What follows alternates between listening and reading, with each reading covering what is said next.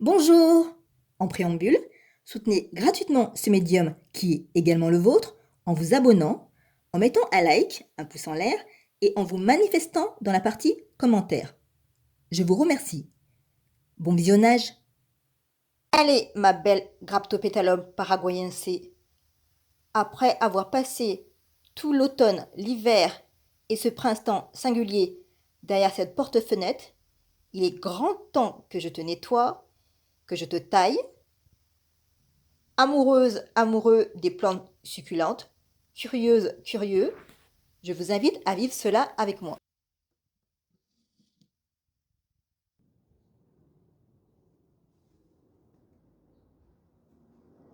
Il y a 10 mois de cela, en septembre dernier, j'avais réalisé une première vidéo donc sur cette plante succulente.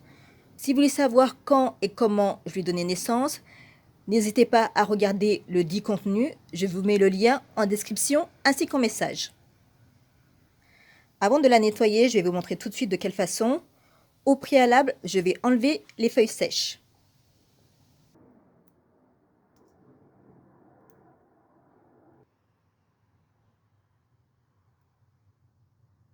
Je ne vais surtout pas jeter les feuilles sèches, je vais simplement les mettre au potager afin qu'elles se décomposent sur la terre. Avant de procéder à son nettoyage, petite interrogation écrite. Savez-vous pourquoi je vais le faire maintenant en journée et non par exemple le soir? N'hésitez pas à mettre la vidéo sur pause et répondre en commentaire, sans tricher bien sûr. Allez, je suis sympa, je vous donne la réponse. Il faut savoir, à l'instar des autres plantes, que les succulentes ont des pores. Les stomates, du grec stoma qui veut dire bouche. Et les pores se ferment la journée pour retarder les pertes d'eau, contrairement au fonctionnement des autres végétaux. Cela permet ainsi de fixer le dioxyde de carbone la nuit. De cette manière, les succulentes stockent l'eau et la transforment en sucre. Sa teneur en eau est importante avec une faible évapotranspiration. Donc retenez bien, si vous voulez effectuer un nettoyage de succulentes, veillez à le faire la journée car ces pores, donc ces stomates, sont fermés. Ne le faites pas par exemple la nuit si vous avez une insomnie. À l'aide d'eau de pluie mise dans un pot, ainsi que d'un pinceau propre, je vais nettoyer le mésophile, c'est-à-dire la face interne des feuilles. Je vais vous montrer cela de plus près. Comme ces derniers mois, la Graptopétalum paraguayense a passé la majorité de son temps à l'intérieur, la poussière s'est donc accumulée.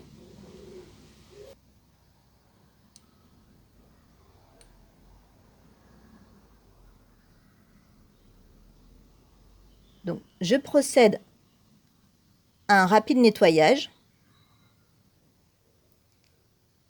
Et je vous le rappelle, nous sommes la journée, donc les pores, les stomates sont fermés. Et je vous garantis que ça permet de désencrasser la plante. Donc le mésophile, la partie interne. Forcément, c'est cette partie qui reçoit le plus de poussière. Dans mon habitation, les araignées aiment bien se loger à l'intérieur. Donc je lève aussi leur toile. Je nettoie bien l'intérieur des rosettes. Je veille à nettoyer mon sécateur à l'alcool. Et si je fais cela, c'est pour ne pas transmettre d'éventuelles maladies à la succulente. Puisque ce sécateur me sert de manière récurrente au potager. J'ai bien désinfecté les lames et j'ai terminé en passant un coup avec l'eau de pluie qui était dans le récipient qui m'a servi à nettoyer donc la face interne des feuilles, donc le mésophile. Vous voyez, cette partie est sèche. Depuis plusieurs mois, elle ne produit plus de pousses, donc de feuilles. Donc j'ai tout simplement l'ôté.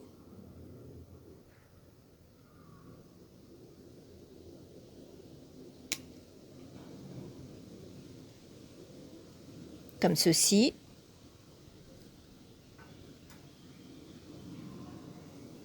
Et j'enlève l'autre.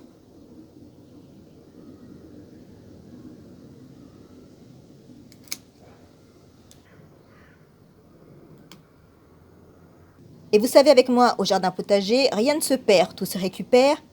Ces tiges iront également sur la terre afin qu'elles se décomposent. Avec les décomposeurs que sont les micro-organismes, cela permettra encore de nourrir ma formidable terre argileuse. J'en profite pour vous faire un focus sur un bouturage de feuilles que j'ai fait il y a plusieurs mois. Vous pouvez voir de plus près la bouture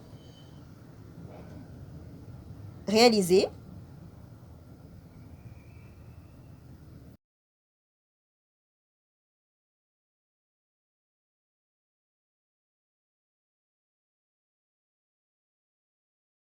Pour effectuer cette bouture, j'ai utilisé une méthode peu commune, néanmoins elle fonctionne.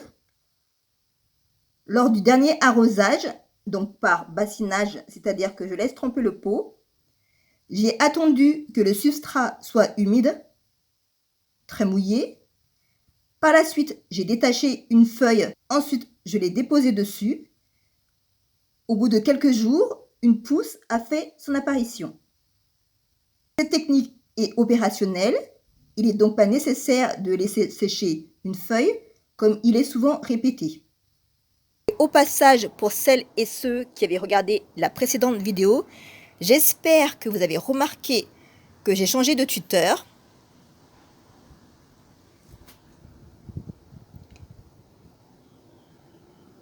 C'est tout simplement un reste de tiges d'étendoir que j'avais récupéré dans la rue. Et j'ai changé les liens. Auparavant, j'avais mis des élastiques de masque qui étaient clairement pas du tout esthétiques. Cette tige mesure plus de 30 cm et mon souhait est qu'elle évolue encore et encore ainsi que les autres.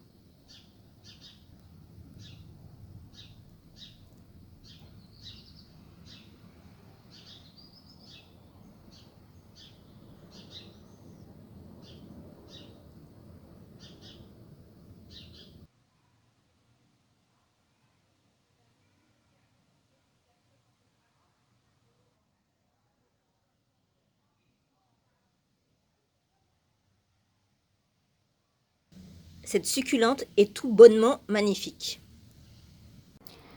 Désormais, pour la fin de ce printemps et tout l'été, elle va séjourner dans ce bac récupéré gratuitement. Il me servira d'ailleurs la saison prochaine pour des plantations. J'ai pu en récupérer un bon nombre. J'espère que vous avez bien retenu toutes les informations délivrées au cours de cette vidéo. Je vous remercie d'avoir regardé ce contenu. Pour le soutien, afin que la chaîne gagne en visibilité, c'est important. N'oubliez pas de liker ainsi que de mettre un commentaire. Prenez soin de vous et à bientôt!